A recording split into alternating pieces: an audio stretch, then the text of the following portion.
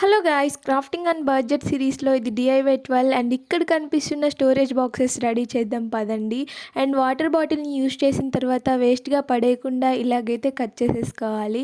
And cardboard షీట్ని తీసుకొని మనం cap షేప్లో ఇలాగ సర్కిల్ డ్రా చేసేసుకొని అండ్ ఈ షీట్ని ఇలా వీడియోలో చూపిస్తున్నట్టుగా కట్ చేసేసుకొని మంచిగా పేస్ట్ చేసేసుకుంటే మనకు బాక్స్కి పైన క్యాప్ అనేది రెడీ అయిపోతుంది.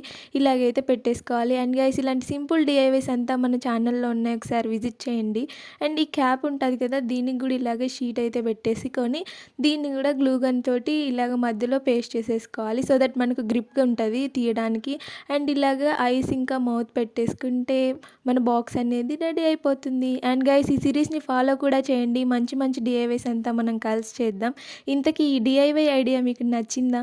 నచ్చితే మీరు కూడా ఇంట్లో ట్రై చేయండి, ఇలాగైతే స్టోర్ చేసేసుకోవచ్చు. అండ్ ఇలాంటి యూస్ఫుల్ డిఐవైస్ కోసం ఈ డిఐవైకి ఒక లైక్ చేసి సబ్స్క్రైబ్ చేసుకోవచ్చు కదా. Thank you for watching.